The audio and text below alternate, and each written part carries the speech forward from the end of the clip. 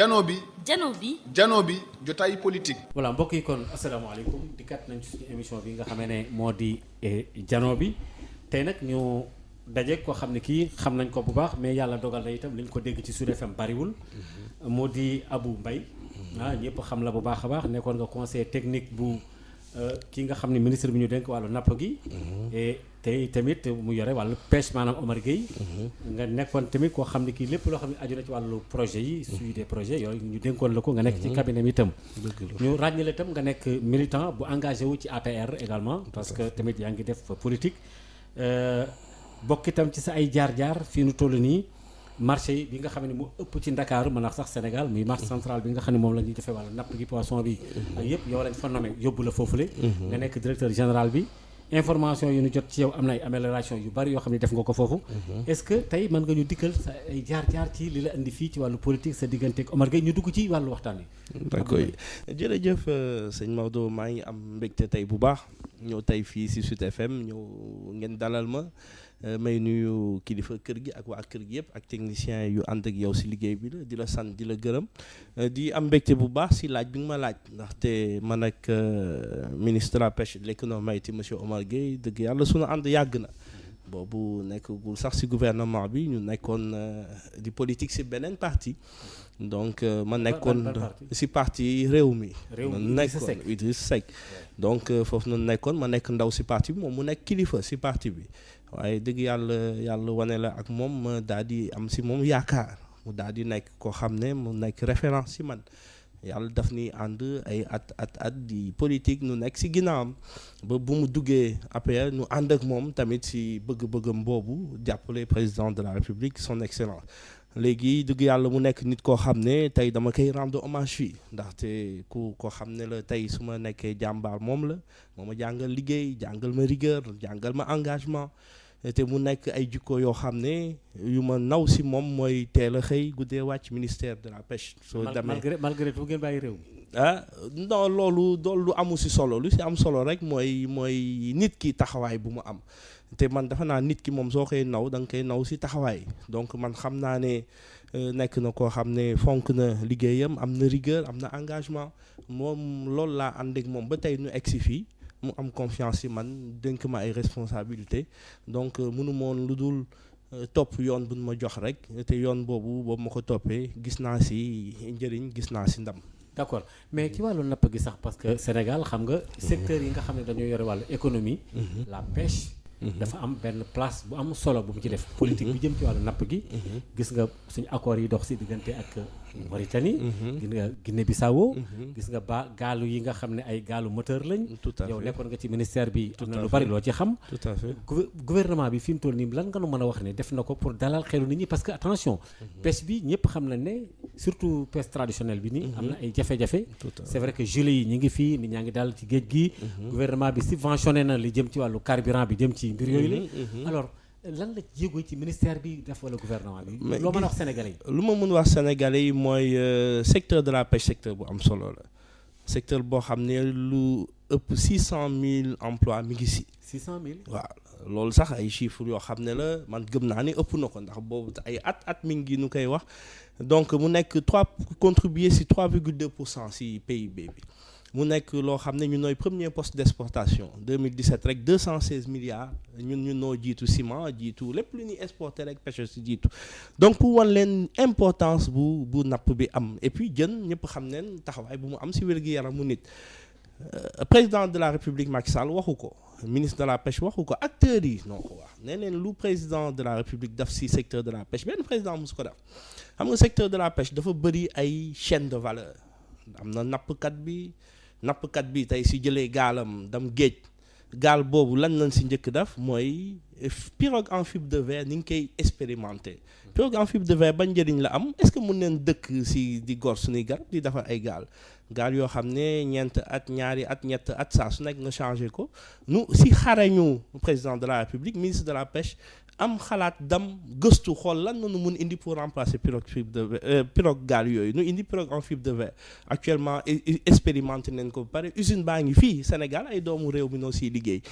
ay gaal la ñuy defar. ay gaal en pirogue de fer en fibre de verre njëriñ bu mu am mooy mun na def juróom fukki at du yàqu moo gën a cher xëy na tuuti te état bi mi ngi réfléchir xool nan la ñuy accompagner nappkat yi pour suñ koy am nu jënd ko di fay nànk-nànk mais soo ko xasee ba jënd juróom fukki at doo changer gaal loolu mu nekk jéego yu am solo mais lu am solo mooy dañ daan am suñ nappkat yi ni dem géej duñ dellu si loolu nag mu nakkari président de la république mu jox instruction ministre ne ko mais faut nga trouver solution sécurité pêcheurs yi nu indi gilet avant pour nga jënd ko rek problème la wala soo ko bëggee jënd sax doo ko gis ministre nag mu dem indi ay gilet de qualité nu fexe ba wàññi si ndigalu président de la République nu wàññi gilet yi ba 2500 actuellement chaque année ministère de la pêche 20 000 gilets lay jënd indi ko à la disposition des acteurs nu indi tamit lu am solo mooy géolocalisation xam nga ñëpp dañuy wax dañuy jékki-jékki gis gaal ne ñàkk nañ pêcheur bi ñàkk nañ pêcheur mais actuellement moo tax président dafa xarañ parce que boobu non jàppalu ma ko parce que wutam mu xarañ mooy gis nga vision dafa am solo si réew parce que géolocalisation boobu ministre de la pêche biroom lay toog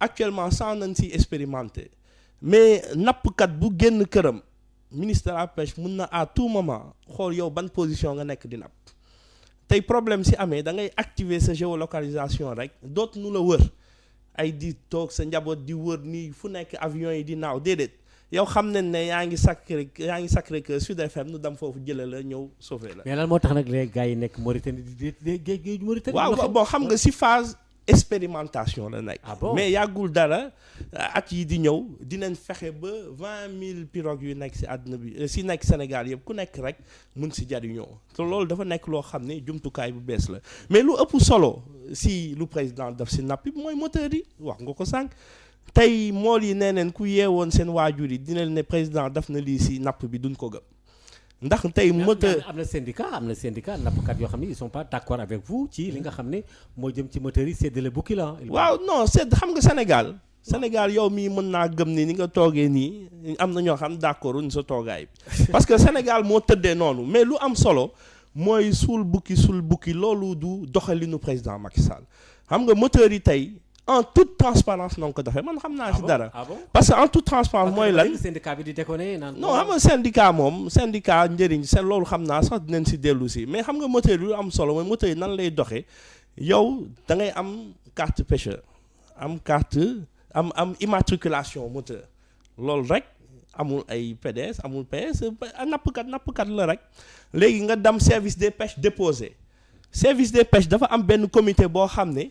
ñoom seen biir nooy tànn ñan noo war a dem déposer mooy comité local de pêche yi inspecteur des pêches loolu ministre nekku fa ay mbokkam nekku fa ay am di jàmm nekku fa ñoom nooy biir décider seen biir parce que pêche bi léegi nan la doxee mooy danoo ne léegi pêche bi nanu bàyyi pêcheurs yi nu associer leen si pêche bi moo tax loolu dafa am comité yoo xam ne ñoom seen biir nooy mareyeurs yi pêcheurs yi nooy toog tànn ñan noo war a am kii nu dem déposer ko service des pêches su ñu ko déposer nu daal di génne actuellement 5000 moteurs muy 5 milliards ku nekk bénéficié na si 1 milliard xam nga loolu mun na suuli bukki loolu amul sens lu am solo mooy 5000 yooyu jot si gilet yi ñëpp ay sénégalais nañ même fekkee suul bukki nigérien amul si camerounais amul si ay sénégalais nañ donc te loolu am na njëriñ te jamono bi 20 000 dinañ si dugalaat 15 milliards yoo xam ne dinañ fexe ba 20 000 moteurs yëpp. mais est-ce que Abou Mbaye li jëm ci wàllu li ñuy délimiter suñu géej gi.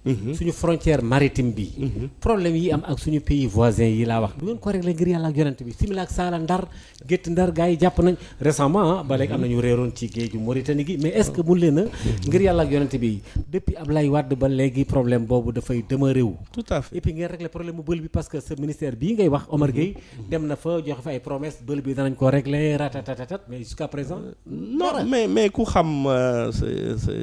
xam ministre de la pêche xam ne lu mu wax daf koy def mais xam nga problème bël bi dafa nekk problème bu complexe loolu mooy danoo ñëw fekk ko mu nekk jafe-jafe nag soo koy régler bu ko régler si yàkkamti malgré que jafe-jafe yi bëri na nit yaa ngi siy ñàkk seen bakkan loolu nekkul loo xam ne gënal na président Macky Sall actuellement jël nañ si ay matuwaay jamono bi yàggatul dara lépp luñ si war a def dinañ ko def ay milliards jël nañ ko injecté am nañ ministre yàggul dara ànd na fa techniciens yi nu dem def séance de travail ak kii bi pour wan leen nan noonu nar a liggéeyee bël bi donc loolu moom des na tuuti nekk na loo xam ne kenn dootul waxati wax bi mais lu si am solo mooy lu si am solo mooy délimitation bi xam nga tey il faut aussi nous respecter sunu nawle yi tey Mauritanie dafa am pays souverain la Gambie pays souverain la yow mënoo toog di dugg si loo xam ne mayuñu la ko ñun am nañ ay accord par exemple Gambie am nañ ay accord Guinée-Bissau am nañ ay accord Mauritanie mais ku nekk si respecté yow li nga war a def mais jàmm dañ di jooy mais xam nga nag ñun sunu mbokk pêcheurs yi moom ñoom jën bi rek nañuy gis duñu gis limite bi donc loolu nag day am tendance mais ni ngi siy dox ay jéego te am naa yaakaar ni taxawaay bu si président am ministre bi am ko gis ngeen Mauritanie signé neen accords yi yàgg léegi gars yi commencé neen sax di dem di xool nan la ñuy lëkkaloo di napp di ay accords yi de pêche jox nañ si vraiment lu am solo waa Saint-Louis donc Mauritanie amuñu Guinée-Bissau amuñu problème Gambie amuñu problème donc lu ma la mun wax rek mooy lépp loo xam ne gouvernement bi mi ngi si def pour jéem ko di liggéey ni ngi si. d'accord mbokk yi ma fàttali ba léegi ñu ngi ci jano bi ak kii di Abou Mbaye nga xam ne nekkoon na ba léegi sax moo jiite sax marché central directeur général bi bu Pikine ba nekk itam nekkoon ministère bi nga xam ne moom dénk wàllu napp gi conseiller technique projet yu bëree bëri jaaroon ci sa loxo mais dafa am lu ma la bëgg a laaj loo xam ne dafa am bala ñu dugg ci politique bi dëgg parce que il faut ñu ñëw ci Macky Sall ak projet yi élection yi ñu jëm ak yi demee noonu comme acteur politique nga tamit dafa am lu ñuy tuddee repos biologique parce que sénégalais yi pêche dafa am ci secteur yi agriculture ak pêche ak càmm geeg yu demee noonu dafa nekk ñetti éléments fondamentaux yoo xam ne yi dañu am njariñ ci askan bi Sénégal gi ay ceebu jën la ñuy lekk ay jën mais repos biologique bi ngeen di wax xaw ma par 2 ans la xaw ma 1 an et demi nga xam ne géej gi dafa war a reproduire gars yi bàyyi mu jàll léegi loolu dafa mel ne amul benn respect bu ci am parce que rares sont les moments nga dégg gars yi repos biologique bi lii la Sénégal produire mais est-ce que yéen a ngi koy def ba léegi wala dañ ko bàyyi. mais repos biologique bi tey la gën a am taxawaay parce que gis nga code de la pêche bu bees bi si nguuru président Macky Sall dañ ko voté code de la pêche bi assemblée nationale nañ ko voté à l'unanimité mu nekk code boo xam ne day aar suñu géej par exemple léegi kañ ngeen gëj a dégg ay bateau yi ñëw di piller suñuy jën loolu gëj na am. na gàtte loolu bateau bu ko def dinañ la saisir.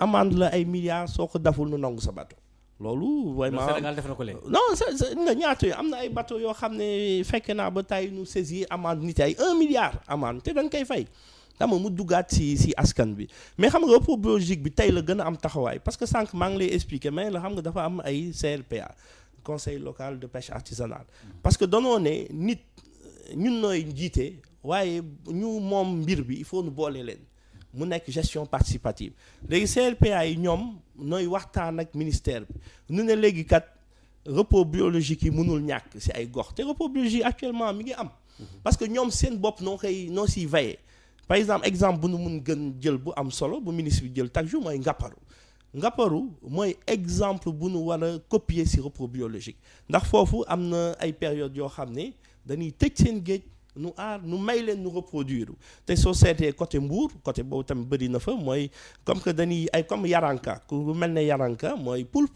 ñoom dañoo soxla di làkku pour reproduire donc dañuy def dañuy jël ay gaal yu yàqu jël ay pot di ko dugal si géej gi ndax ñuy làkku di mën reproduire te loolu yëpp mi ngi dox te soo leen gisee tey secteur de la pêche mu nekk premier poste d'exportation loolu mooy jën bi mi ngi am taxawaay bu am solo parce que sinon nan nañuy exporter donc loolu moom na si askan bi seen xel dal repos biologique bi tey la si état bi gën a taxaw tey la ministère bi gën a taxaw mais luñ si gën a bégloo mooy acteurs yi ni ngi commencer conscientiser ni repos biologique bu mënul ñàkk mais xam nga nag àdduna moom dara xëyu sotti am na ñuy bañ am na ñuy nangu mais suñu continuer di sensibiliser di waxtaan di échanger dinañ dem ba ñëpp d'accord ni li nécessité la mais actuellement jamono bi may wax yow repos biologique bi dafa nekk réalité ci secteur de la pêche. Est-ce que sécurité nappkat yi tey gouvernement bi mën ngeen wax ne def ngeen ci lii pour aar leen. à part gilet yi quoi. bu baax mais gaal yi mën naa am problème. parce que day dagg ci biir mais gilet yi sëñ Maodo bu nga ko neewal gilet yi am na solo moo tax lu may ñaan sax suñu mbokk nappkat yi nii gën a bàyyi xel di sol seen gilet mais xeebuñu gilet yi mais yaakaar naa ne mun nañ def lu ko ëpp moo tax nu indi géolocalisation yaakaar ni mun nañ am lu gën loolu moo tax ni indi pirogue en fibre de verre nga xam ne moo ëpp sécurité yaakaar ni mun nañ def lu ëpp loolu nu wut ay patrouille yoo xam ne dañuy wër tout le temps jafe-jafe bu am nu ñëw jàppale pêcheurs yi donc loolu mooy gouvernement président Macky Sall et puis sax loolu am na solo mais dafa am benn mbir boo xam ne il faut nu leeral ko balaa ni avancer mooy infrastructure yu président Macky Sall def secteur de la pêche parce que tey soo jëlee tey pêcheur bi si ñëwee fan nañ daan débarquer si suuf nañ daan débarquer jën yi mais léegi société quai de pêche yi damal Yoff damal Soumbédioune damal Ngaparou damal Pointe Sarène ak yu ñuy ak yeneen yu ñuy tabax yoo xam ne ni ngi tabax baax ñi nañ ko inaugurer bientôt le 26 et cetera donc léegi ay quai de pêche moderne noonu am yoo xam ne nit yi dañuy débarquer en toute sécurité ba pare mu am hygiène am qualité mais suñ jugee si loolu mooy femmes yi suñ jigéen ñi xam nga ne. mais dinaa ci dikk léegi mais parce que xam nga li ngay wax nii ne am na sécurité man li ma ci jaaxal mooy. malgré tout seen géolocalisation bi ngeen di wax. mais am na ay xeetu napp yoo xam ne dañ ko tere ci Sénégal. te gaa yaa ngi koy def xaw ma kii à filament xaw ma fil yooyu ngeen di def. waaw ak pêche explosive boobu ngeen def. waaw tout à fait. gaa yi dañ ko daan def Yoff. jékki-jékki dóor ay affaire ak jën yi dee. wala nga def ay filament yoo xam ne day féqital jën yi. ngir yu ndaw yi dee ci. tout à fait mais est-ce que contrôle boobu am ngeen ay moyens parce que il semblerait que gouvernement bi loolu mënu ci dara daf cee tële. non tële wuñ si. ndax xam nga tax tële wuñ si. comment ça actuellement contrôle yi mi ngi am bu baax xam nga fii nag. ne pêche interdite bi li ñuy interdit ci géej gi ne bu kenn nappee nii. waaw d'accord mais loolu moo tax ma ne le code de la pêche daf ko interdit mais xam nga fii moo tax nu war a conscientiser population bi parce que état du Sénégal mënul ku nekk rek mu tafu sa ginnaaw di la suivre loolu mënul nekk. nit yi noo war a jël conscience ni jot na nag nu aar suñu géej jot na nu yaxanal suñu géej donc pêche interdite boobu dañ koy tere kun si jàpp dinañ la daan mais nag léegi wàññeeku na bu baax su fekkee du ma wax deñ na mais ni ngi si continuer di dox ay jéego quai de pêche yi acteurs yi ni ngi conscientiser seen bopp ñoom si bopp ni ngi contrôler seen bopp mais nag du ñàkk yenn saa yi ay benn yu làkku di ko def mais kun si jàpp dinañ la daan yu am solo mais du ñu tàyyi également si di leen waxtaan ak ñoom di leen conscientiser ndax àdduna moom nekkul lu am rek nga dóor yenn saa yi di waxtaan ak askan bi di leen wan ne lii nga def de bon na baax na bon na et puis ñun tamit ni ngi travailler à ce que ñuy mettre à disposition acteurs yi filets yoo xam ne dina nekk aux normes parce que nit tamit soo koy teree dara jox ko dara lu mu ko mun remplacer nit doo ñëw rek ne ko lii nga yore baaxul te joxoo ko dara. absolument loolu yëpp nag ministère bi ni ngi siy liggéey. di mettre ay filets aux normes à la disposition des acteurs ndax pêche bi mun gën a am solo si ñoom. ma fàttali mbokk yi ba léegi ne ñu ngi ci janoo bi ak Abou Mbaye ma fàttali itam mooy directeur général bu marché central bu Pikine. Bon voilà mais attends tout à fait ou pas marché yi dañoo salté. tout à fait marché yu bëree bari ci Ndakaaru dafa salté. looluy dëgg xëy na peut-être yow sa marché d'après information yi ñu am defaraat nga ko vraiment propriété bi dikkaat na ñu bari nangul nañ ko am na ñu fay xëy suba ngoon di bale. mais est-ce que du loolu moo tax gars yi bàyyi fi yenn marché yi dem ci ay Auchan wala yu demee noonu. parce que tamit nit consommateur bi dafa am xàqam am yelleefam gu mu war a am. tout à fait et puis sax sëñ Maodo peuple sénégalais moo mérité wul loolu. man yenn saa yi damay romb salté mbalit xeet bu bon assainissement bi di ball fu nekk si marché boo xam ne dañ fay jënd lekk di fa jënd naan di yóbbu di jox njaboot ñu dugal seen biir c'est inacceptable. Oui. Man xaw ma wu tax ñun ñu war a jagleel suñu bopp. mais yéenay gouvernement bi. waaw d'accord prenez vos responsabilités. mais justement mais ni ngi jël suñu responsabilité parce que soo seetee président de la République. dafa wax en conseil des ministres jox instruction premier ministre ne ko nanu def conseil interministériel boo xam ne dañuy moderniser marché yi c'est parce que il a pris conscience de ça mais aussi modernisation bi si nit yu nu dénk marché yi noo ko war a jëkkee parce que man boobu ma ñëwee marché central mais dama fekk marché bi mu nekk marché boo xam ne tëj la gënoon jege. Ah bon ndox bu bon saleté mbalit xeet bu bon nit yi dañuy dem ba nit dañuy jël ay gants dañuy jël ay eau de javel di rey sax yi seen bot si marché boo xam ne jënd nañ siy jënd ku koy lekk man yow suñu njaboot suñu ay doom suñuy sët boobu ma ñëwee ma ne c'est inacceptable président de la République si vision am ministre jox ma feuille de route ne ma Abou yóbbu naa la marché bi dama bëgg nga changer ko ma ne ko monsieur le ministre xam naa di nga ma jox milliard ma jox xaalis bu bëri mu ne ma damal rek nga xool marché bi mun na yore boppam pour l'instant damal après dinañ la gunge ma dem bay génn bureau ma ñëwaat ma ne ko monsieur le ministre téeméeri fan su ma soppiwul marché central man maay bàyyi. yow yaa waxoon ne boo ko réussir da ngay démission. maa waxoon su ma amul 100 jours résultat damay bàyyi xam nga wu tax dama mës a lire benn livre borom xam-xam mu ne manager dëgg suñu la joxee bërëb téeméeri fan munoo si dara bàyyi joxal sa morom mu làmb ndax téeméeri fan 100 jours ku ko def si bërëb munoo fa indi benn jéego jaratu ko. ma ñëw si marché bi fekk fa ay gor acteurs yi mareyeurs yi maa ngi leen di rendre hommage ndax kuy xëy 3 heures du matin kooku nangoo na liggéey fekk fa personnel tamit bu engagé toog naa 3 mois 3 heures du matin ba 22 heures lay xëy du lundi au dimanche aw ma jour de repos mbalit nu dindi sax nu dindi glace nu defar lampe tàkkul marché central soo nit yi suñu daan dugg torche yi rek ngay gis ndax amul lampe mais léegi c'est le marché l'un des marchés les plus éclairés glace bi daawul dox marché bu amul glace loolu amul sens nu dem di jënti dafa ay glace yoon yu yàqu yi mais ku andi woon loolu léegi situation bu naqari bi nga wax ku ko andi woon. non xam nga ku ko indi. yéen a fi nekkoon di. waaw d'accord non c'est-à-dire ñun ñëpp noo fi nekkoon mais lu am solo mooy lu amoon woon ni na day loolu si kan la amee si vision président Macky Sall ndax ñun amuñu benn njëriñ de man mii taalibe rek laa fonctionnaire laa damay liggéey pour état du Sénégal ministre moo jël wóolu président Macky Sall président moo wóolu ministre teg ko fi ministre ji woo ma ne ma dénk naa la doxaleel nii ma doxalee noonu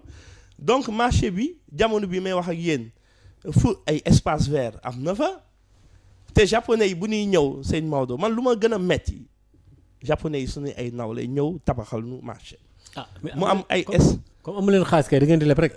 déedéet loolu du leb ñoom noo ko jël offrir peuple sénégalais bi xam nga donc nu ñëw tabax marché bi defal nu ay espace vert 10 ans après ñu jël espace vert yi daf ko ay mbalit.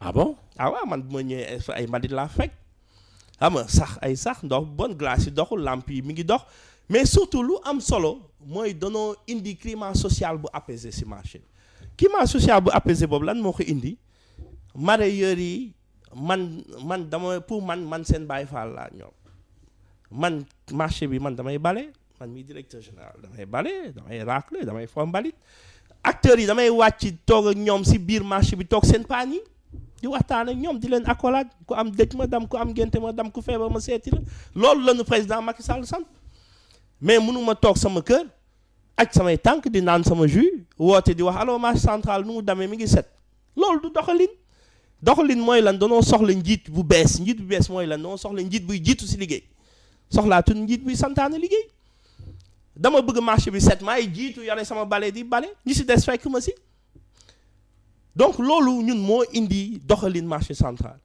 sunu miir boobu si biti fëgg jaay la woon mais man gëm naa ne banlieue tey ba mu daj Pikine Guédiawaye Thiaroye lépp avenue bu marché central moo dàq si banlieue bi. ah bon rafet na taaru na leer na te ku fa romb sa xol dina set. d'accord Abou Mbaye ma laaj la benn affaire parce que tey jii ñuy enregistré wala boog ñuy waxtaane émission bi ngeen jéggal ma fii ci Sud FM seen rajo 98.5 opposition bi ñu ngi ci mbedd mi di marché autorisé mais gars yi mobilisé nañ de.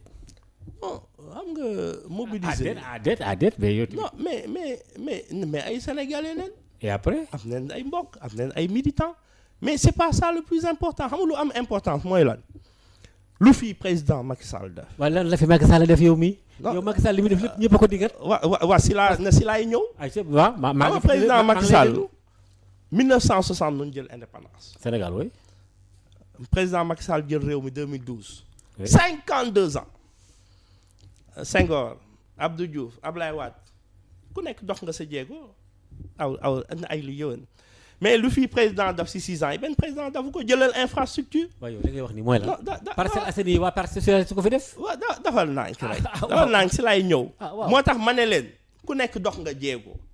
waaye lu fi président daf dama lay jox benn exemple. li may bañ a dégg mooy li fi Macky Sall def kenn defu ko fi. mais si Macky Sall bu fekkul woon ci réew mi dara dana fi taxaw. mais lu fi président daf. kenn dafa ko fi loolu.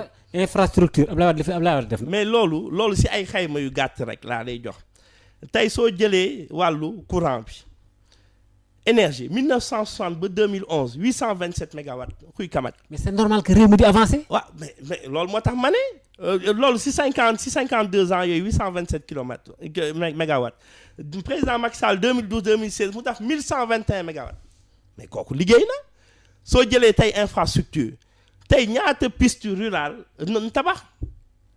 damal si àll mais loolu taxoon ñu fal ko. waaw mais pon loolu moo tax ma ne kooku mi ngi dox ay jéego. non mais justement mais loolu. te xam nga lu am solo mooy si wàllu élevage wax naa fi wàllu pêche wax naa fi wàllu social bi c'est-à-dire président Macky Sall lu mënoon naa toog fii nii émission ba suba si 6 heures du matin du fan. yow opposition bi li ñu mobilisé tiitaluñu leen. mais tiital est-ce que xam lu tax mënuñu tiital. lu tax ndax tey soo ñëwee ma ne la ma ñëw Sud FM ma ñëw kilifa bi ma ne ko sëñ Maodo de émission bi dëgg yàlla dara baaxu si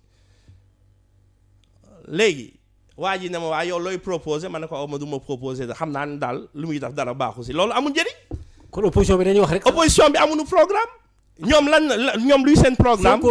Sonko teg na programme am fii Sénégal gi bu dégg. mais xam nga gis nga sëñ Maodo gis nga état responsabilité la. et après. état du caaxaan. ba gars yi duñ teg. gis nga da ngay maa ngi wax sama benn xarit ma ne ko da ngay am sa waaju baax. mu am samba booy bi taxaw fële ne la sa waaj du nit dara ñëwal ma yore la loo bëgg ma defal la mais nga am benn bu wóor moo gën fukk yu wóoru président Macky Sall mi ngi dox ay jéego yoo xam ne am nañ yaakaar nga def ne tey groupe consultatif bi tubaab yi dinañ dugal seen xaalis si caaxaan tubaab yi fekkoon leer na leen ni président Macky Sall du waaj à 2 mois des élections nga def ne dinañ jël ay engagement jàppale peuple sénégalais 2000 milliards ne la non ñun wóolu nen la ba doyal jox nañ la 7000 mais loolu responsabilité moo xëy def ak homme d'état président kenn du ko dégg mu xaste kenn du ko dégg mu wax bu ñaaw mais mi ngi liggéey pour peuple sénégalais et puis nit yi lu nu bëgg lu nu war a xam. non man gis nga li ma jaaxal kay mooy monsieur Mbaye li nga wax ne opposition bi amuñu programme loolu Sénégal yi ndax mën nañu ko dégg. non opposition amuñu programme parce que programme soo ko amee doo toog ay place de l'Obélisque di marche. lu tax da ngay dam waxtaan ak askan bi ne leen man. lu ma bëgg yore réew mi nii la. nee naa la Sonko def na ko nga. su nga Sonko bu ma ko def yow président assemblée nationale nga taal sa avion dam man lu ñu jàll assemblée nationale yi man gisuma teg ma sama bët kooku ngay tudd. ah bon. musuma ko teg sama bët assemblée jaar neen commission finance jaar neen commission technique jaar plénière musuma ko gis. kon nag lu am solo Sonko. musuma ko gis laa la wax ñun jaar neen plénière jaar commission technique jaar. ci wàllu napp gi wala. si wàllu napp bi benn yoon mosuñu ko fi teg bët. waaw mais xëy na il était dans ses activités mais loolu kay. mais activité nag. activité député. mooy toog di waxal réew mi. yow yaa ngi xas sa bopp di. Macky Sall dem fee. non mais Macky Sall c'est le président de la République. mais daf doon inauguré député yëpp daw fekk ko fa. mais non assemblée nationale la wërëng. kenn mais député yi ce sont ñoom danoo bëgg réew mi.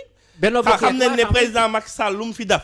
kenn musu ko def su koy inauguré loolu président moomu ko askan bi noo ko moom. waaw léegi Benno Bokk Yaakaar yow bala ngaa wax dara Sonko Benno Bokk Yaakaar gi nga xam ne coalition la. Macky Sall xawma lu mu doon inauguré fële ca boori Diamniadio assemblée nationale na wëyëng mennum Sonko rek ngeen naan gisuñu ko ci session pêche bi napp gi mais pêche bi napp gi mi ngi ci programme Sonko. xam nga man lu ma la bëgg wax sëñ Maodo. waaw président. lépp lu muy def njëriñu askan député ku tax ñu teg ko fi askan bi. waaw léegi kon yow Sonko. le président man waxuma xam nga fi débat bi buñ ko may bës. bu mu amul. mais est-ce que Sonko amul am nga parce que gis nga lu am solo mooy di bàkku dem si làmb ji amul njëriñ soo demee si làmb ji daanal président Macky Sall si kàttanu yàlla ak confiance sénégalais yi. nit yi dinañ xam au 24 soir ni Sénégal yemul place de l'indépendance Sénégal xoolal lu président liggéey si comme piste rurale si dàkk PUDC bi tabax ay forage tabax ay piste tabax ay éclairage public. PUDC bi mi ngi souffrir léegi de. mais ça et puis xam nga loolu laa bëggoon wax xam nga man sama façon politique dafa wuteeg nit yi sama façon politique mooy lan réew vision wu président am na solo. réew engagement wu président am na solo mais xam nga réew kan moo ko yore peuple mooy développer réew ñun seetal sëñ Maodo duñ liggéey samedi duñ liggéey dimanche vendredi midi ñëpp wàcc neen gàmm suñ la mayee benn fan nga jël juróomi fan màggal suñ la mayee benn fan nga jël juróom noonu di ko def noonu duñu liggéey da ngay gis ku dox si mbedd mi ubbi fenêtre am sànni banaanaam wala nga gis ku dox gaare wàccu tuur ndox nu mu ko neexee dam neen bëgg neen suñu réew dam suñu réew du dam fenn. tant que bàyyi problème civisme la wala. si problème civisme mais civisme dafa bokk si liy doxal réew. tey nee naa leen tant que bàyyi wunu ay atelier ay séminaire di dem sali tëju ay juróom fan atelier séminaire renforcement de capacité lan la ñuy renforcer 1960 ba léegi ni ngi renforcer xam nga léegi lan moo jot ku nekk takk sa ndigg nu wàcc liggéey pour suñu réew liggéey réew moo ko yoree di teel a xëy di guddee wàcc waaye yow soo bëggee rek ku nekk rek mbedd bu sama yëfu bopp la président Macky Sall moomu Sénégal de dina fi jógee ñun dinañ ko dina toog dafa jot nu gëm suñu bopp liggéey réew dafa am rigueur moo ko yore engagement am discipline ba pare nangoo liggéey loolu moo yore gis nga Sénégal ni ngi wax président mun neen am fukki président yu ñëw ñun suñ soppiwul jikko Sénégal du dem Sénégal dafa jot nu yéenante jàmm bokk ndey bokk bàyyi fas yéene liggéey président Macky Sall ala kuli adi ndey dem keneen day ñëw mais tant que ñun xooluñu ni ñuy doxalee Sénégal du dem te gis nga émergence bi nii wax développement man du ma ko fekkee yow du ko fekkee technicien bi du ko fekk xam nga wutax développement si diir bu gudd la dafa laaj sacrifice développement mooy lan yow da ngay liggéey pour sunu njaboot ëllëg ñu jariñu waaye ñun danoo bëgg ñaari at ñett at rek lépp sotti lépp baax lépp leer loolu mënul nekk te nanguwul liggéey. d'accord loolu question de comportement la xëy na peut-être ci wàllu politique mbokk yi ba léegi ñi nga Abdou Mbaye ma fàttali ne mu nekkoon na conseil technique ci ak Omar Gueye ci ministère ba léegi sax yaa ngi ci ministère bi yow la ñu dénk tamit directeur général bu marché poisson ba nekk fële ca Pikine wax nga li nga xam ne moo jëm ci wàllu marché yi ak yu demee noonu la waa léegi dama la bëggoon parce que yow yaa ngi fàkkal Macky Sall c'est tout à fait normal xam naa ne mais parce que ci loolu ngeen ne dafa am ay échéances yoo xam ne dañ cee jublu mooy élection yi nga doon wax léegi nii 24 février 2019 malheureusement opposition bi li leen metti mooy carte d'identité yi jotuñu ci Aly Ngouille Ndiaye dañ ko récuser leen bu ñu bëgguñu mu organiser leen seen ay élection parrainage bi gis nga jafe-jafe yi nga xam ne jot nañ ko ci nemmeeku am na boobu gars yu désisté yu dematul ak yu demee noonu te yéen li ngeen bëggoon mooy parti politique yi wàññeeku tey au moins plus de 29 partis ou coalition déposé nañ ci table conseil constitutionnel est-ce que seen parrainage bi tombé wu leen ci piège bi parce que ba léegi nombre parti yi wàññeekuwul parce que ñu déposé bari na de.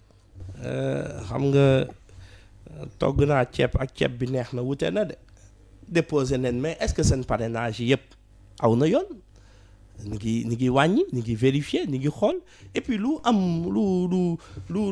am solo mooy gis nga bëñ bu naaj ci deret du wax jàmm. ah bon non mais c'est-à-dire président Macky Sall si dafoon Sénégal muy boy yi ñoom nu gis leneen.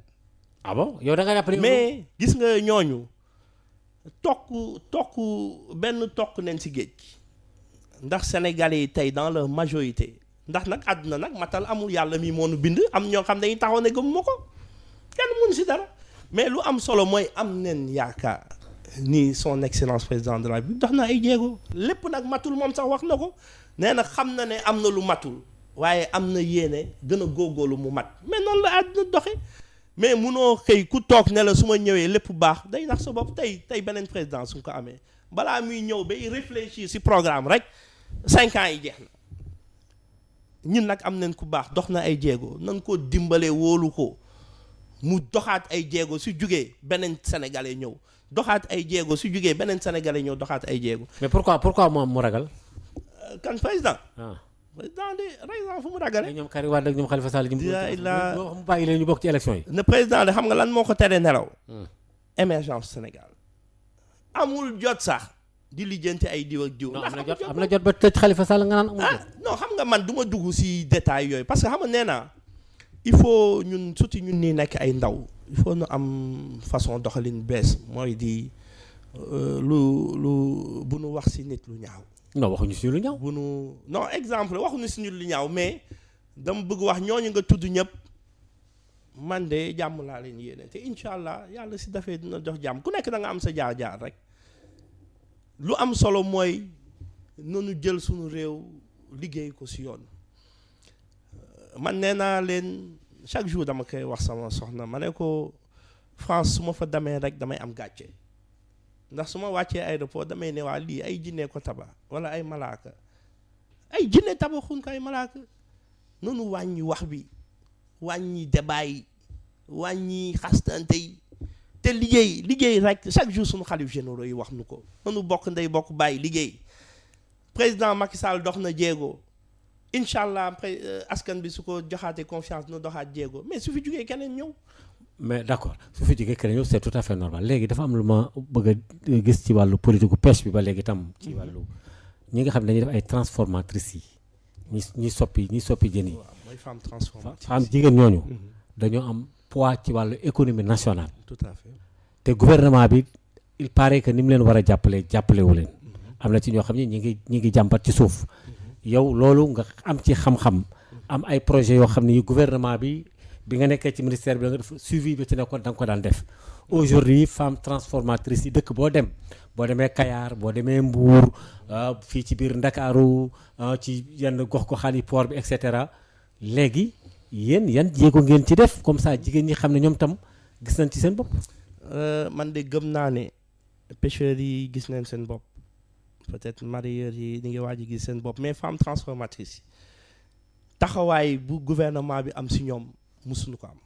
wu tax déet ndax femmes yi dañ daan xam nga femmes yi si yan condition dañ daan liggéey saxaar naaj seen loxo yi di dagg ndax manque équipement lan noonu njëkk daf mooy tabax ay site de transformation moderne damal gox mbaaj fa yow da ngay sañse ñëw sumi sa vestiaire dugg si garde yi d'enfant teg sa doom soo gaañoo dem si infirmerie bi nu tegal leen ay four yoo xam ne dinañ lakk ba pare saxaar bi du génn damal Fass Boye moo fa nekk damal goxu mbaaj moo fa nekk moom nañuy tabax pencum Sénégal moom nañuy tabax Ndéppé moom nañuy tabax Kafountine loolu mooy dara xëyul nag sotti mais gëm naa ne suñu toppee nii si at yi dinañ wëral femme site de transformation mais yemuñu si loolu mooy femme de transformatrice yi dañ leen jox ay équipement yàggul dara fii suñu école des pêches ay centaines de millions noonu jël équipement dooleel femmes yi man maa ngi woon si cérémonie bi jox leen ay gants jox leen ay bottes jox leen ay jumtukaay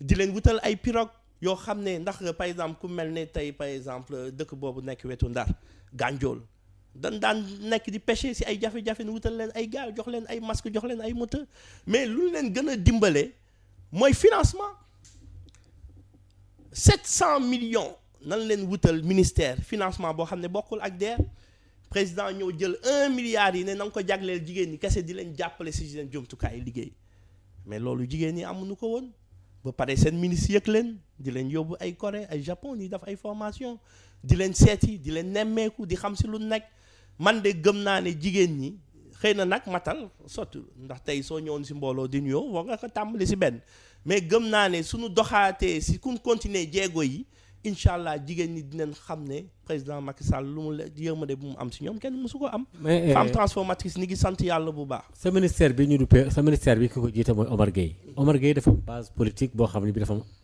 am na base politique mais am na instabilité wala adversaire politique. ci biir APR ci yéen parce que yéen seen adversaire bopp. tout à fait parce que li ma bëgg a wax ni mooy Mbambilor maire ba fa nekk xam naa ko Njaañ. ma nga fa nekkoon na benn moment. am na xam nañ ba sax am na ay homme politique yu doon dox seen diggante pour gën leen rapprocher xaw ma nag seen base politique fu mujj. Omar Gueye parfois boori Bambilor ba ngay dem gox yooyu yëpp ba tënkee sax dégg naa ma nga fay jéem a logal dara te moom day tooñ foofu lu mu fa am ba fay dugg di régler ay problème base du jàmbur. mais ministre Omar Gueye c'est le coordinateur Benno Bokk Yaakaar du département de Rufisque. oui mais am na côté yoo xam ni. président wóolu ko.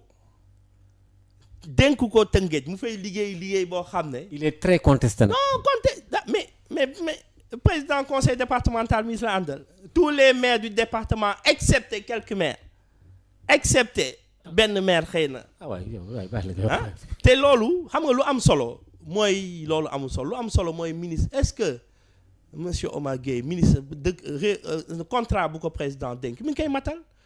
ndax tey soo seetee parrainage yi gën a populaire fuuf même Abdoulaye Wade même astafurlah Macky Sall bàyyi leen fa dem jël ko. non xam nga fii lu am solo. lu am solo mooy roy du niroog pire.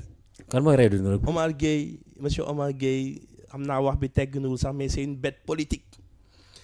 politique pour nee na moom laa dégg muy wax politique c'est du sérieux ministre Omar Gueye moo indi Tëngéej loo xam ne kenn mësu ko indi d'ailleurs suba am nañ le samedi 29 bi mobilisation bu mag pour sàggal président tey parrainage yi moom moo njëkk déposé ay parrain loolu presse bi yëpp wane nañ ko pour wan la moom ministre Omar Gueye samedi dimanche du toog mu ko Dakar mi ngi Sangalkam di dugg si dëcc yi si ngénte yi di xew yi ku nekk mu jox la sa cër. waaye am na yeneen communes yu fa nekk yoo xam ni amu fa ñaar dërëm. boo non c'est-à-dire xam nga fii.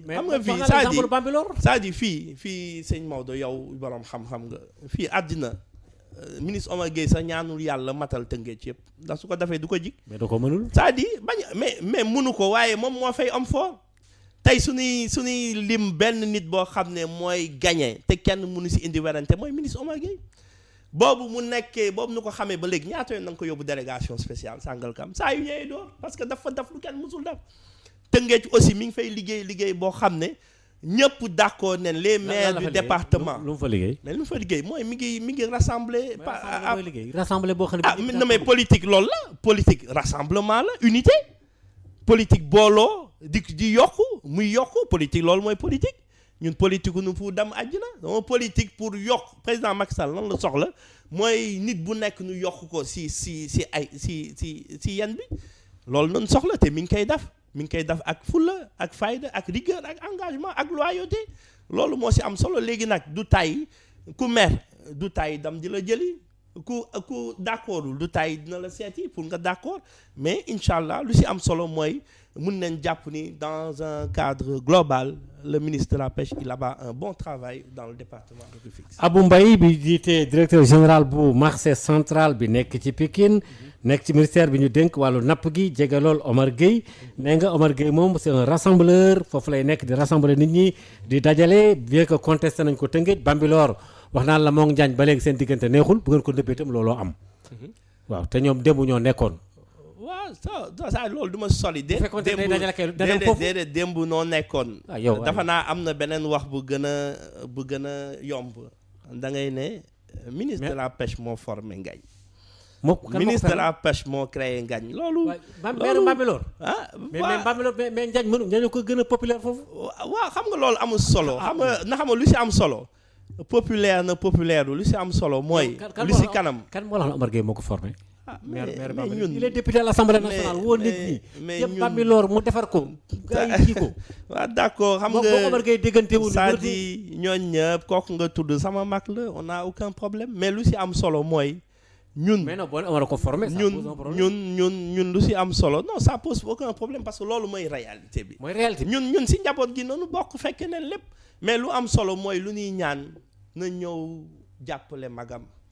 na ñëw topp si ginnaaw magam nu ànd liggéey pour président Macky Sall parce que gis nga 2019 balaa nga naam ne fa 2019 ministre soxlawul de 2019 Ngagne soxlawul de 2019 Abou Mbaye DG Marché Central soxlawul kenn moo soxla muy président de la République te lan la njaan njaboot gi ànd leen booloo nekk benn say ñëw yokk si sama bos nu am nu daan bu leer kon nag nanu ànd bokk ndey bokk baay man lu may ñaan ñooñ sama mag boobu mu ñëw topp si magam. mais pourquoi nu ànd liggéey leen mu tax ngeen bëgg mu Njaañ ñëw di topp ci Omar Gueye te yore Bambilor yore ab commune am nekk député assemblée nationale bokk APR. non mais Omar Gueye demee APR noonu la demee APR rek. non xam nga loolu. amul solo man dama ne. yow kay bàyyi ko mu liggéey su fekkee tey ne man gëm naa ne tey sénégalais yu ñuy déglu ba Tamba déglu na ba Kilikoro. Sénégal gi Sénégal bi yëpp ñu ngi leen di sax delloo seen njukkal.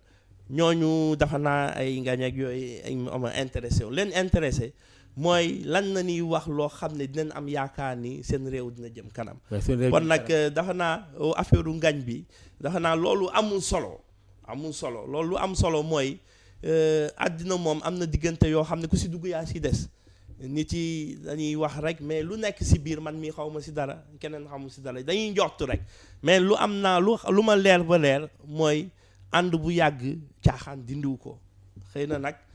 waa léegi le directeur général dama lay laaj benn laaj boo xam ne man damaa jaaxle am na ay sénégalais yuy def grève de la faim INSEPT. te yéen ne ngeen yor ngeen xaalis ay éducation sportive kii populaire boobu noonu fële. génn INSEPT war a mën a ngeen baal ma war a mën a am liggéey. jëlu leen ngeen jël ñoo xam ni dans le temps ñu dem di former gars yi ci sport bi fayu leen waa Pastef. école de formation la ay jàngalekat lañ gouvernement baa ngi nii di traîner les pieds. ànd gësëm. grève baa ngi nii ba tey Macky Sall ci lu mu doon inauguré tey mu nekk fi naan waaw. waa ànd gësëm damaa bëggoon ñu bàyyi grève bi parce que moment bi du moment de dialogue parce que maa ngi leen di jox ndaje mois d' avril ku ko wax mooy gagné bay joxe mois d' avril buñ ko gagné ci diggante bi nag. xam nga moo ko wax ci presse bi moo xam nga fii nee naa maanu dafa bokk man ci sama responsabilité moo wax lu ma maîtriser. dëgg yàlla grève grève ñooñu nga tudd lu ma si wax rek wax lu ma maîtriser wu mais lu ma mun wax en tant que jeune mooy lu leen mun jàppale nan leen ko jàppale ndax si njaboot gi noonu bokk te am naa yaakaar ni président am na yéene bi dafa naa fii lu may wax toujours rek depuis début émission bi réew fekkoon président Macky Sall fekkoon sa sagoom la ku nekk rek da ngay bég mais loolu a yàlla sax dafu ko mun na ko mais dafu ko xëy na nag président am na lu mu matal lu bari am na lu des lu may ñaan rek mooy dossier boobu fekkee dossier boo xam ne mun na ci dox ay jéego te gëm naa ne ay ni ngi ci dox ay jéego nu matal ko ndax ñooñu ñëpp si njaboot gi noonu bokk suñuy frère suñuy sœur suñuy doom marché bi ñu jox la jën yu bari di dugg ci Dakar lan lay générer par jour wala par mois est-ce que am ngeen chiffres yi waaw c'est-à-dire en termes de production tout à fait oui tout à fait man boobu ma ñëwee man maa indi si marché central division qualité parce que dama ñëw ma ne waaw man il faut sama marché nit yi lu ñuy lekk di sell il faut nu xam ko di ko xayma ñun 15000 tonnes. 15000 tonnes 150 tonnes. 150 si waxin bi dama juum minimum par mois dinañ ko débarquer marché central. 150 tonnes. mu nekk valeur commerciale 1,4 milliard minimum par weer muy transiter marché central. buy jaar ci marché bi. buy jaar si marché bi parce que xam nga marché bu tax mu am solo marché sous régional la d'ailleurs mooy marché bu gën a mag si sous région bi. ah bon day jógee si ndaxte jën day jógee Guinée day jógee Mauritanie day jógee Gambie day jógee fépp tefes yu nekk Sénégal yëpp point de chute bi mooy marché central au poisson donc mu nekk marché boo xam ne dafa am solo tey région de Dakar ñëpp week-end soo ñëwee léegi marché central avant bon dawoon nañ ko mais léegi soo ñëwee marché central week-end doo am foo gaare ndax askan bi yëpp ni ngi daw di ñëwaat am yaakaar moo tax am nañ ay projet yu mag yoo xam ne ni ngi koy ndërmel si at bu bees bi ah sunu projet bu si gën a mag mooy moderniser espace de vente bi parce que dafa nen si biti dafa nen nit yi fu ñuy gaare dafa nen doxukaay mbalit amatul kayit amatul pot amatul mais espace de vente bu nit yi di ñëw di jënd jën am nañ si projet boo xam ne yàggatul dara dinañ ko soumettre sunu kilifa ministre de la pêche projet boobu nit dina dugg si àll bi jënd jën ba génnaat sa daal du tax ndox mu nekk àll boo xam ne da nga ko jël exemple si àll yu gën a mag si Europe si àdduna bi ñu ñëw indi ko marché central donc loolu tamit ay projet lu mag la projet bu mag tamit am nañ ko mooy gën a renforcer sunu administration sunu xale yi nu gën leen dëgër laay nu am sécurité sociale am assurance maladie yooyu yëpp dafa nekk yoo xam ne man bokk na si yu ma yitteel ndax man dama fonk doomu aadama dama bëgg lépp loo xam ne mën nañ ko yokk ci seen jumtukaay yooyu yëpp ay projet la yoo xam ni ngi siy liggéey moo tax ma ne ni ngi tàllal sunu loxo sunu kilifa muy président de la république di ko tàllal ministre de la pêche pour ñu indi seen loxo ci marché central man de jël naa engagement fii ci rajo bi ne sunu ma jàppale 1 an laa leen may marché bi nekk bokk ci marché yi gën a taaru ci àdduna. d'accord loolu lépp xëy na da nga ko wax nii rek pour xaw a pousse gars yi politique beeg yu demee noonu d'accord mais Abdou Mbaye ci li nga xam ne moo jëm ci wàllu napp gi dégg nañ li nga ci wax mbay mi aussi ak wax nañ ko ak càmm gi moo yore am réew. te wax nga secteur bi 150 tonnes. par mois wala par mois. par mois waaw dañuy donc débarquer mooy minimum bu tuutee ba jën si ñàkkee amul. waaw téeméer ak juróom fukk ci ay tonnes ci wàllu jën. ci dëkk yi nga xamee ne moom moo ñu wër ak yu demee noonu la. mais pourtant da ngay jékki-jékki Sénégal moo tax yéen seen politique bi doy waar lool. da ngay jékki-jékki ñu ne jën amul. wala ñu ne cher na wala ñu ne yokk nañ ko te yéen lu ñu wax ngeen ni Macky Sall subventionné Macky Sall jënd na ay gilet Macky Sall sécurité alors que te dara doyul. mais paradoxe boobu yéen bàyyi leen di ko wax. non paradoxe amu si gis nga Sénégal nit yi suñuy wax jën amul loolu c'est pas la réalité. c'est pas la réalité parce que tey soo jëlee nu nekk premier poste d'exportation xam nga tey nappkat bi si damee jël jënam man ma ñëw ne ko fay naa la 10 000 kee nekk si biti ñëw ne ko fay naa la ko 30 000 soo ma ko jaayee waaye man dama ko soxla yóbbu ko loolu jafe-jafe la moo tax jën ni nga koy napp sama ministre laay dégg sax mu ne ceebu jën bu gën a neex Paris nga koy lekk mais jën bi Dakar la jóge te benn affaire tamit il faut nu bàyyi si xel xam nga mi ngi mel ne tey nga am benn gâteau bi ñetti nit noo ko daan bokk nu jékki-jékki fukki nit di ko bokk nu jékki-jékki téeméer nit di ko bokk te gâteau bi bougé wul mi ngi toll fu mu toll rek donc il faut nu xool nan na ni gën a xarañee gën a yaxanal suñu jën loolu moo tax code de la pêche bi mu tere léegi dafa am taille réglementaire yoo xam ne da nga ko exiger si jën par exemple coof bi am na taille boo xam ne da nga ko war a napp et cetera parce que tey yow jën fu mu tollee si jur nga daal di koy napp. moom la wax repos biologique bi léegi. waaw effectivement moo tax may la jéego yu ñu siy teg mooy repos biologique bi donc man du si am solo mooy ni ngi fexe góorgóorlu def lu nu mën jën am na nit yaa ngi lekk jën xëy na nag de temps en temps nit ki napp jënam moom mooy nekk ku ko neex mu jaay ko te ñu ngi jéem a waxtaan xool ay solution yoo xam ne nañ fexe ba mu am au moins. benn part boo xam ne. mais léegi seen commission yi ngeen yóbboon assemblée nationale. Commission technique plénière. commission finance pour napp gi. lu ngeen fa tënk. kontaan si secteur bi rek. ah bon. non député yi à l'unanimité ñëpp danoo ne d'accord nen ni secteur de la pêche dëgg yàlla boobu ministre de la pêche yore ko. ba léegi nga ne Sonko ñëwul. non man dëgg yàlla nag su ñëwee tamit xëy na xàmmeewu ma ko xam nga man lu ma intéressé man. mooy sama marché bële su ma jógee fii nii damay dem xool ndax seet na lamp yaa ngi tàkk waaw maa ngi woon assemblée seetlu ma ko man lu ma intéressé mooy député yu jël kàddu dégg naa lu nu wax lan nu wax gërëm neen président sant ministre de la pêche sant ko si taxawaay bu mu am si secteur bi sant ko fu mu jëlee secteur bi ak fu mu ko yóbbu mais député yëpp à l'unanimité député yëpp aussi boobu mu jëlee kàddu félicité neen marché central félicité neen ministre si taxawaay bu mu am si marché bi ndax ñëpp xam nañ ne marché bu yàqu la woon bu bon bu salte waaye yàgg léegi nekk na marché yoo xam ne dëgg yàlla ñëpp ni ngi koy tiitaroo loolu daal noonu tënk assemblée nationale élection yi ñaanuñu ko yàlla mais bu leen opposition bi gagné nag loolu de njort moom waxuma ne man ñaanu ma ko yàlla dama yéen ñaanu leen ko yàlla laa wax yéen mais néew ma man mais xam naa ni ndax ku ma fi tegal bu ma ne laa opposition ngeen ne nangam yéen ñaanu leen ko yàlla man sama yoon néew ci waaw mais buñ leen gagné nag mais liggéeyuñ fi lu nu mën a gagné. ah bon loolu mënul nekk. waaw yow tamit. c'est-à-dire ñun fu mu nekk nii xam nga luy suñu problème.